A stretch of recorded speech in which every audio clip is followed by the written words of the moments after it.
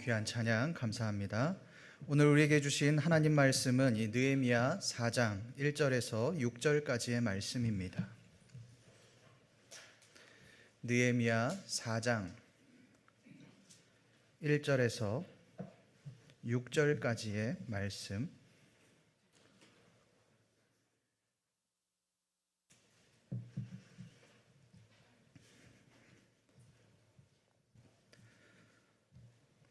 저와 여러분들이 한 절씩 교독하시겠습니다. 산발랏이 우리가 성을 건축한다 함을 듣고 크게 분노하여 유다 사람들을 비웃으며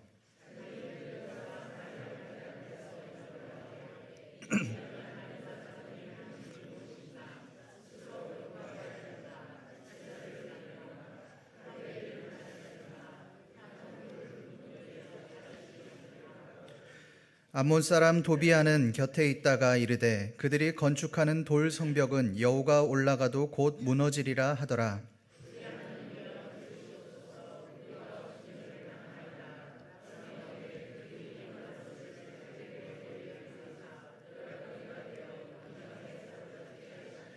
주 앞에서 그들의 악을 덮어두지 마시며 그들의 죄를 도말하지 마옵소서. 그들이 건축하는 자 앞에서 주를 노하시게 하였음이니이다 하고, 이에 우리가 성을 건축하여 전부가 연결되고 높이가 절반에 이르렀으니 이는 백성이 마음 들여 일을 하였음이니라. 아멘. 이 페르시아 속담 중에 이런 속담이 있다고 합니다. 총에 맞은 상처는 치료할 수 있어도 사람의 입에 맞은 상처는 결코 아물지 않는다. 이 속담은 인간의 말이 얼마나 사람들을 아프게 하고 힘들게 하는지를 잘 보여주는 그런 말입니다. 우리가 사람과의 관계에서 제일 상처받고 또 어렵고 힘든 부분을 꼽으라면 단연코 말일 겁니다. 사람들은 말로 상처를 받고 말로 어려움을 겪기 때문에 그렇습니다. 그 중에서도 그 말 중에서도 나를 비난하고 나를 조롱하는 말은 견디기가 너무 힘이 듭니다. 여러분들은 그런 말을 들을 때 어떻게 대처하십니까? 오늘 말씀은 우리가 이런 비난과 조롱을 맞이했을 때 어떻게 반응해야 하는지에 대해서 말씀하고 있습니다. 여러분이 오늘 말씀을 한번 보십시오. 1절 말씀에 유다 사람들을 비웃으며 라고 그렇게 말을 합니다. 그렇다면 이 오늘 말씀은 비웃음과 관련된 말씀이라는 것을 우리가 알 수 있습니다. 도대체 왜 이 산발랏과 도비아는 유다 사람들, 이스라엘 백성들을 비웃고 있는 것일까요? 사실 이들의 비웃음은 이전에도 있었습니다. 우리 말씀을 한번 찾아보겠습니다. 느헤미야 2장 19절 말씀입니다. 2장 19절 말씀을 함께 읽어보겠습니다. 시작. 호론 사람 산발랏과 종이었던 암몬 사람 도비아와 아라비아 사람 게셈이 이 말을 듣고 우리를 업신여기고 우리를 비웃어 이르되 너희가 하는 일이 무엇이냐? 너희가 왕을 배반하고자 하느냐 하기로. 산발랏과 도비아와 이 게셈은 이스라엘 백성들을 향하여 이미 업신여기고 비웃었습니다. 그러면서 이렇게 말을 합니다. 너희가 하는 일이 도대체 무엇이냐? 너희가 왕을 배반하고자 하느냐? 성벽을 짓는 것이, 성벽을 재건하는 것이 마치 황제의 명을 거스르는 것처럼 말하며 그들에게, 이스라엘 백성들에게 두려움을 주었습니다. 여러분, 이 정도 말하면 포기할 줄 알았겠죠. 이렇게 말하면 이스라엘 백성들이 느헤미야가 두려워서 멈출 줄 알았겠죠. 그런데 느헤미야는 포기하지 않습니다. 산발랏과 도비아와 이 게셈의 자리에 오히려 이스라엘 백성들의 명단을 집어넣습니다. 오직 너희에게는 아무 기업도 권리도 기억되는 바도 없다라고 강력하게 말하며 이스라엘뿐만 아니라 하나님을 믿는 모든 백성들을 데려와 성벽을 재건하기 시작합니다. 이것에 대한 산발랏의 반응이 바로 오늘 말씀 1절의 말씀입니다. 우리 다 같이 1절 말씀을 함께 읽어보겠습니다. 시작. 산발랏이 건축한다 함을 듣고 크게 분노하여 유다 사람들을 비웃으며. 여러분이 산발랏이 그 소식을 듣고 어떻게 반응합니까? 분노합니다. 산발랏이 화가 난 이유, 분노한 이유는 이스라엘 백성들 느헤미야가 자신을 무시했다라고 생각했기 때문입니다. 내가 이렇게까지 말을 했는데, 황제의 이야기까지 꺼냈는데 나를 무시해? 이 생각이 산발랏을 분노하게 만들었습니다. 그런데 여러분, 이 분노가 어떻게 바뀌는지를 한번 보십시오. 유다 사람들을 비웃으며라고 하는 비웃음으로 바뀝니다. 분노가 비웃음으로 바뀌었습니다. 여러분, 분노가 왜 비웃음으로 바뀌었을까요? 그것은 복수심 때문입니다. 어떻게든 이스라엘 백성들을 향하여 내가 받은 그 비난, 내가 받은 무시를 되돌려주기 위한 그 분노의 마음이 비웃음과 조롱으로 바뀌게 된 겁니다. 여러분, 산발랏이 왜 이렇게 행했을까요? 어떻게든 해를 입혀야 되기 때문에 그렇습니다. 여러분, 우리가 분노하는 사람들을 한번 생각해 보십시오. 나를 힘들게 만드는 그 사람, 나에게 상처를 준 그 사람에게 어떻게든 복수하고 어떻게든 해를 입히는데 혈안이 되어 있습니다. 얼마나 화가 나는지, 얼마나 분노하는지 누가 건들기만 해도 그 사람에게, 애꿎은 사람에게 내 분노를 다 쏟아냅니다. 제가 얼마 전에 둘째 아이와 함께 차를 타고 갔을 때의 일입니다. 차를 타고 집으로 오는 길에 양옆에 차가 좁게 세워져 있는 겁니다. 그래서 차가 긁힐까봐 아주 천천히 지나갔습니다. 그런데 뒤에 따라오던 오토바이가 클락션을 한 10번 이상을 빵빵빵빵 하는 겁니다. 제가 너무 화가 나서 문을 열고 클락션 좀 그만 누르십시오라고 소리쳤습니다. 그러자 그 오토바이 기사가 지나가면서 무슨 새끼, 무슨 놈, 뭐 이런 욕을 막 하는 겁니다. 온갖 욕을 하면서 막 지나가는 겁니다. 순간 제가 너무 열이 받았습니다. 골목길이라 너무 좁은데 그 오토바이를 잡기 위해서 풀 악셀을 밟았습니다. 그 때문에 아주 위험한 상황이 벌어질 뻔도 했습니다. 결국 오토바이를 따라가지 못하고 포기하고 아이와 함께 집에 돌아오면서도 그 분노가 사그라들지 않았습니다. 그런데 같이 그 차에 타고 있던 둘째 아이가 제 아내에게 이렇게 말을 하는 겁니다. 엄마, 아빠가 오토바이 아저씨한테 욕했어. 이렇게 말을 하는 겁니다. 그 말을 듣고 제 자신을 한번 돌아봤습니다. 저도 모르게 욕을 한 줄도 몰랐는데 아이 앞에서 욕을 하며 나를 화나게 한 사람, 그 사람을 잡기 위해 쫓아가고 있었던 겁니다. 그 말을 듣고, 그 아이의 말을 듣고 저는 이 아이에게 사과했습니다. 이하나, 아빠가 미안해. 아빠가 오토바이 아저씨가 규칙을 지키지 않아서 너무 화가 나서 그랬어. 미안해. 아빠가 실수한 거야. 이렇게 말을 했습니다. 여러분이 분노라고 하는 것은 그렇습니다. 분노의 문제를 해결하지 않으면 다른 사람들에게 상처를 줍니다. 다른 사람들의 마음을 상하게 만듭니다.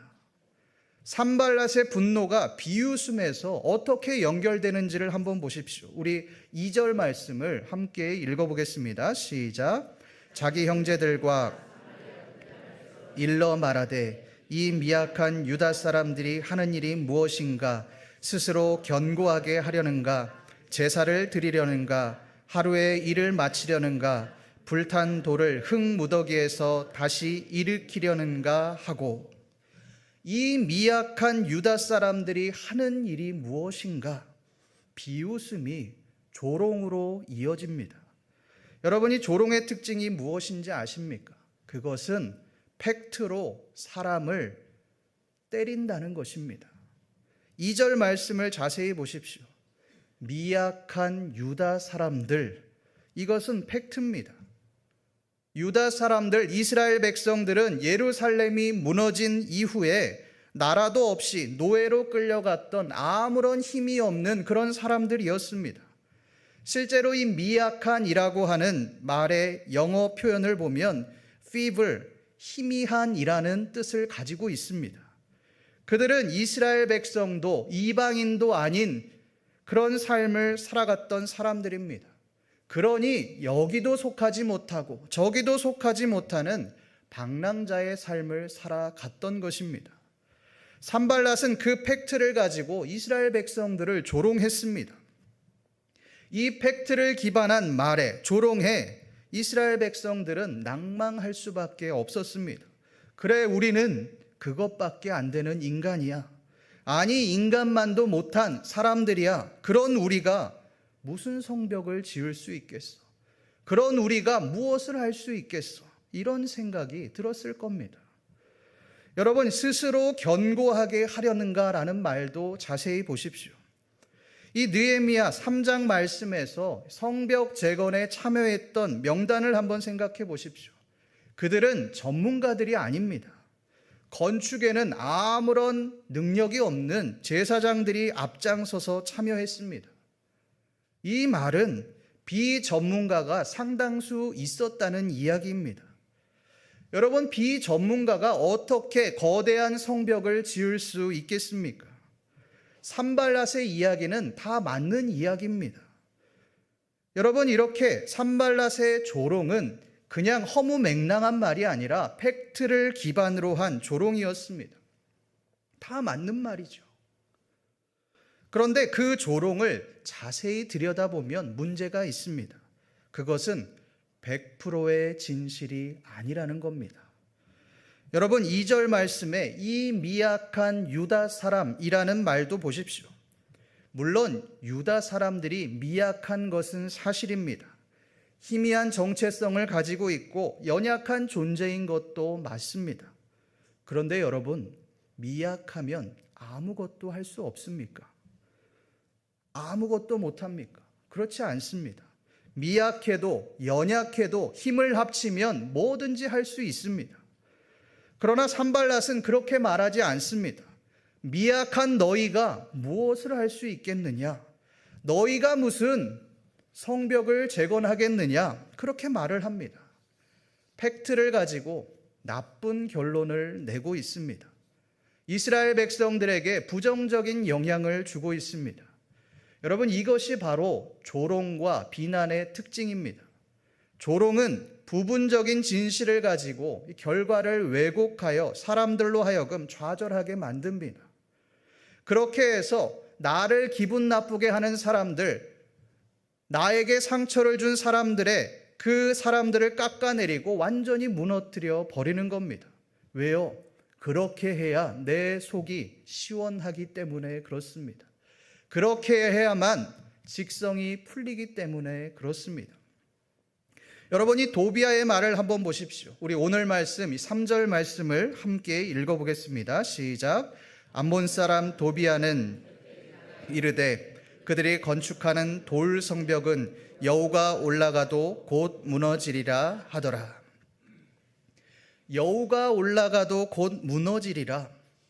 이제는 말도 안 되는 거짓말을 하고 있습니다. 아무리 어설프게 지었다고 한들 어떻게 여우가 올라갔는데 성벽이 무너집니까? 그러나 이미 이스라엘 백성들은 산발랏의 조롱으로 인해서 마음이 무너져 있었습니다. 팩트를 기반으로 한 그 조롱과 비난으로 낙심해 있는 상태였습니다. 그러니 이 거짓말 같은 한마디에도 하늘이 무너지는 좌절감을 느꼈던 겁니다. 성도 여러분, 우리 자신이 조롱하는 사람인지 아닌지를 한번 돌아보십시오. 꼭 산발랏과 도비아처럼 다른 사람들을 깎아내리고 무너뜨려야만 조롱하는 사람이 아닙니다. 내 말로 인해, 내 언어로 인해 다른 사람들이 상처를 받는다면 그것이 바로 조롱하는 자의 삶입니다. 내가 받은 상처를, 내가 받은 고통을 그대로 돌려주려고 한다면 우리는 산발랏과 도비아와 같은 삶을 살아가고 있는 것입니다. 산발랏과 도비아와 같이 다른 사람들을 조롱하고 무너뜨리는 삶이 아니라 사람을 살리는 삶을 살아가시는 저와 여러분들 되시기를 간절히 소망합니다. 여러분, 이러한 조롱의 상황에서 우리 느헤미야의 반응을 한번 보십시오.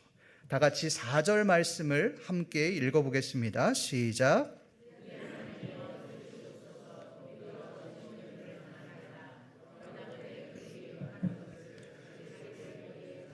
노략거리가 되어 이방에 사로잡히게 하시고. 여러분, 이 느헤미야는 자기를 조롱하는 또 비난하는 산발락과 도비야를 향하여 싸우지 않습니다. 그들을 향하여 비난을 앞세우지 않습니다. 복수하지 않습니다. 가장 먼저 하나님 앞에 기도합니다. 이 느헤미야도 화가 나겠죠. 사람인데 열이 받겠죠. 아무리 사마리아의 총독이지만 저건 너무한 것 아닌가? 나를 뭘로 보고 이렇게 행하는가? 분노했을 겁니다. 내가 저 콧대를 눌러주겠다, 이런 생각도 간절했을 겁니다. 실제로 왕의 총애를 입고 있는 느헤미야가 왕에게 조서 한 번만 쓰면 페르시아의 왕이 느헤미야를 도와줬을 겁니다. 그러나 느헤미야는 그들에게 먼저 복수하지 않습니다. 가장 먼저 하나님 앞에 기도합니다. 우리 하나님이여 들으시옵소서라고 하나님 앞에 간절히 부르짖습니다. 여러분, 이성적으로 상식적으로 거대한 산발락과 같은 존재와 맞서 싸우려면 전략을 먼저 짜고 전쟁을 준비해야 하는 것이 우선 아니겠습니까? 그런데 왜 느헤미야는 전략을 짜는 것이 아니라, 전쟁을 준비하는 것이 아니라 왜 기도로 시작을 하고 있는 것일까요? 간단합니다. 내 힘으로는 산발락과 도비야를 이길 수 없다라는 것을 인정하고 있는 겁니다. 오직 하나님이 나와 함께 하셔야 그들을 이길 수 있다라고 그렇게 말하고 있는 것입니다. 여러분이 흥분하면 진다라는 말이 있습니다. 어떤 상황에서든 먼저 화를 내고 흥분하면 할 수 있는 일도 그르치게 된다라는 뜻입니다. 실제로 화를 낼 때 나오는 호르몬이 노르아드레날린이라는 호르몬이라고 합니다. 이 호르몬은 일명 분노의 호르몬으로 불리는데, 사람이 1시간 동안 계속해서 화를 내면 우리 몸속에 80명을 죽일 수 있는 독소가 나온다고 합니다. 우리가 1시간 동안 화를 내고 있으면 80명의 사람들을 죽이고 있는 것입니다. 여러분, 아주 무서운 이야기입니다. 그런데 이 호르몬의 특징이 있습니다. 그것은 15초 만에 최고의 분노의 게이지에 오르지만 2분 전후로 그 수치가 떨어진다는 것입니다. 이 말은 2분만 분노를 잘 다스리면 화를 내지 않을 수 있다는 말입니다. 여러분, 사탄은 우리를 조롱하고 비난합니다. 우리의 멘탈을 흔듭니다. 왜요? 우리로 하여금 흥분하고 화를 내도록, 분노하도록 만드는 것입니다. 우리로 하여금 분노하여 죄를 짓도록 그렇게 만드는 겁니다.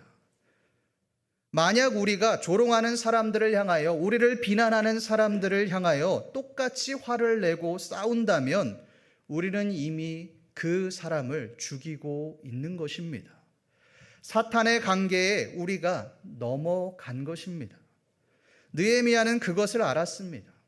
내가 가진 능력, 내가 가진 권위로, 그 힘으로 산발락과 싸우게 되면 결국 자신이 무너지게 된다는 그 사실을 알고 있었습니다. 그러기에 가장 먼저 하나님 앞에 기도합니다. 하나님, 내 기도를 들어주십시오. 하나님, 나의 간구를 들어주십시오. 그렇게 간절히 기도합니다.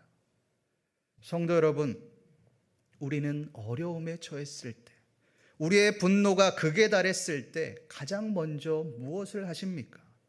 우리가 흥분해서 복수의 자리로 나아가고 있다면 우리는 이미 사탄과의 전쟁에서 패배한 것입니다. 화가 나서 감당할 수 없는 그때에 내 마음을 어찌할 수 없는 그 분노의 때에 2분만 참으십시오. 그리고 하나님 앞에 기도하십시오. 하나님, 내 기도를 들어주십시오. 하나님, 나의 부르짖음에 응답해 주십시오. 하나님, 나와 함께 해 주십시오. 그렇게 간절히 기도하십시오. 그때 하나님은 우리의 문제를 해결해 주실 것입니다. 느헤미야처럼 어떤 상황에서도 하나님을 먼저 찾으시는 저와 여러분들 되시기를 간절히 소망합니다. 그런데 여러분, 이 느헤미야의 기도 후에 그 반응을 한번 보십시오. 조금 이상합니다. 우리 다 같이 4절 말씀을 함께 읽어보겠습니다. 시작.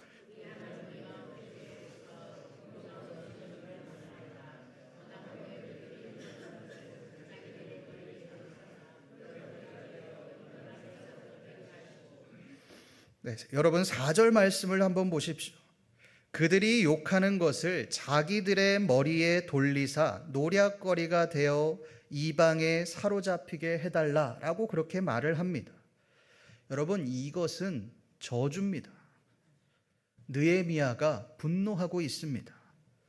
그렇다면 느헤미야 또한 산발락과 도비아의 조롱에 넘어가서 분노하고 있는 것 아닙니까? 사탄의 꾀임에 넘어가서 흥분하고 있는 것 아닙니까? 여러분, 이 본문을, 이 말씀을 어떻게 보아야 하겠습니까? 우리 다 같이 5절 말씀을 함께 읽어보겠습니다. 시작. 주 앞에서 그들의 악을 덮어두지 마시며 그들의 죄를 도말하지 마옵소서. 그들이 건축하는 자 앞에서 주를 노하시게 하였음이니이다 하고. 여러분, 이 5절 말씀에 주목할 만한 단어가 있습니다. 그 단어는 주를 노하시게라고 하는 단어입니다. 여러분, 이 말씀이 무슨 말씀입니까? 느헤미야가 분노한 이유가, 화가 난 이유가 자신을 조롱했기 때문이 아니라, 이스라엘 민족을 조롱하고 비난했기 때문이 아니라 하나님을 조롱했기 때문에 분노하고 있다는 것입니다. 여러분, 이것이 느헤미야의 기도의 핵심입니다. 느헤미야는 산발락과 도비아의 그 조롱이 자신을 향한 조롱이 아니라 하나님을 향한 조롱이라는 것을 명확히 알고 있었습니다. 산발락과 도비아가 예루살렘 성벽을 짓지 못하게 하는 것은 그들의 문제가 아니라 사탄이 그들 가운데 역사하여 방해하고 있다는 것을 명확히 알고 있었다는 이야기입니다. 그렇다면 이 느헤미야는 이것이 영적인 문제라는 것을 명확히 알고 있었습니다. 어떤 분들은 저에게 이렇게 말씀하실지도 모르겠습니다. 아니, 목사님, 그거는 목사님 추측 아닙니까? 성경에 나와 있지 않습니다. 아니요, 그렇지 않습니다. 하나님이 언제 분노하시고 언제 노하시는지 한번 말씀을 찾아보겠습니다. 우리 신명기 4장 18절 말씀을 함께 읽어보겠습니다. 신명기 4장 18절의 말씀입니다. 우리 함께 읽어보겠습니다. 그리고 내가 전과 같이 40주 40야를 여호와 앞에 엎드려서 떡도 먹지 아니하고 물도 마시지 아니하였으니 이는 너희가 여호와의 목전에 악을 행하여 그를 경노하게 하여 크게 죄를 지었음이라. 이 신명기 4장 18절의 말씀은 여호와 하나님께서 노하시는 장면, 분노하시는 장면을 보여주는 말씀입니다. 여러분, 이 말씀에서 하나님께서 경노하신 이유가 무엇입니까? 말씀은 여호와의 목전에 악을 행하여 크게 죄를 지었다라고 그렇게 말을 합니다. 이스라엘 백성들은 광야에서 출애굽한 이후에 금송아지를 만들어 하나님이 아닌 금송아지를 경배하고 우상 숭배했습니다. 밤새도록 광란의 파티를 벌이며 하나님의 자리에 금송아지를 대체했습니다. 모세는 이것 때문에 40주 40야를 금식하며 기도하기 시작합니다. 모세가 왜 이렇게 기도합니까? 우상 숭배로 인해 하나님께서 경노하셨기 때문에 그렇습니다. 여러분, 우상 숭배는 누가 하도록 하는 겁니까? 사람이 아닙니다. 사탄입니다. 모세는 이것이 얼마나 큰 영적인 문제인지, 영적인 싸움인지 알고 있었기에 하나님 앞에 간절히 기도했던 것입니다. 여러분, 우리에게 일어나는 조롱과 비웃음을 한번 생각해 보십시오. 그 사람이 나를 미워하기 때문에 나에게 상처를 주고 조롱하는 것 같지만 그렇지 않습니다. 그 사람 속에서 사탄이 역사하고 있는 것입니다. 여러분, 베드로를 한번 보십시오. 베드로는 예수님의 수제자로 가장 측근에서 예수님의 모든 행적들을 보았던 그런 제자입니다.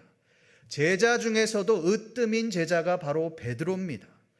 그런 베드로를 향하여 예수님은 이렇게 말씀하십니다. 우리 마태복음 16장 23절 말씀을 함께 읽어보겠습니다. 시작. 예수께서 돌이키시며 베드로에게 이르시되 사탄아 내 뒤로 물러가라. 너는 나를 넘어지게 하는 자로다. 내가 하나님의 일을 생각하지 아니하고 도리어 사람의 일을 생각하는도다 하시고. 사탄아 뒤로 물러가라. 왜 예수님이 베드로에게 사탄이라고 말을 하고 있는 것일까요?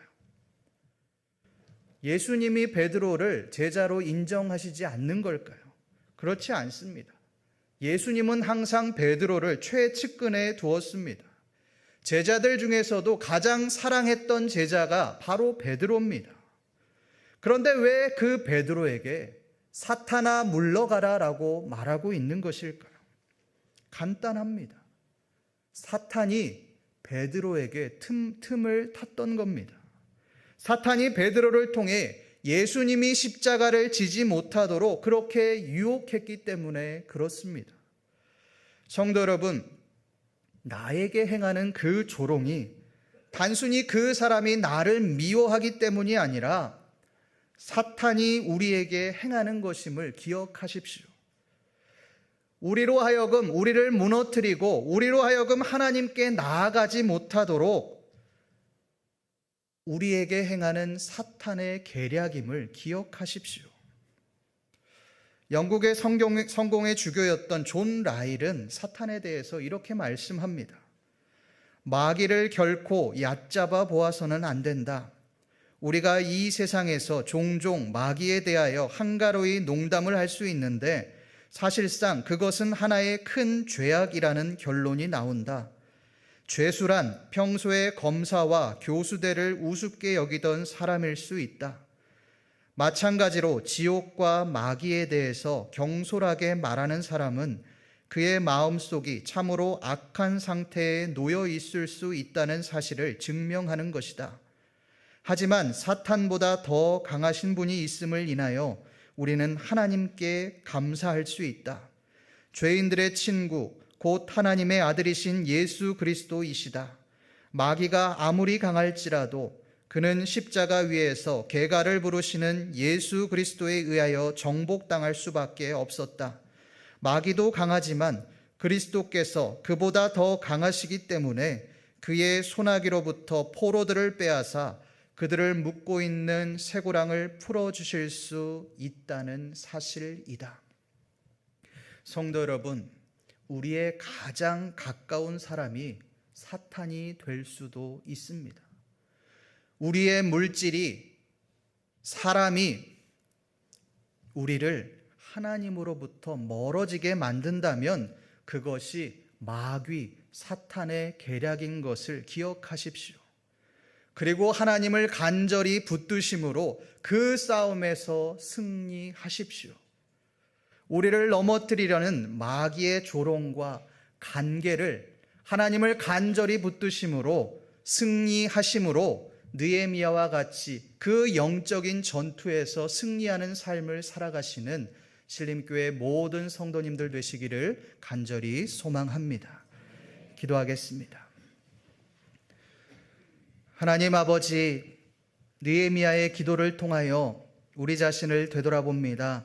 하나님, 이스라엘 백성들을 무너뜨리고 느헤미야의 믿음을 무너뜨리려는 산발락과 도비아의 조롱에도 온전히 하나님만 붙들었던 느헤미야처럼 우리 또한 우리를 상하게 하고 우리를 하나님으로부터 멀리 떨어지게 만드는 그 마귀의 간계, 마귀의 계략을 이겨낼 수 있게 하여 주시옵소서. 하나님, 우리의 힘으로는 이길 수 없습니다. 우리가 하나님을 간절히 붙듦으로 우리의 삶이 승리하는 삶을 살아가는 귀한 삶이 될 수 있도록 주여 도와주시옵소서.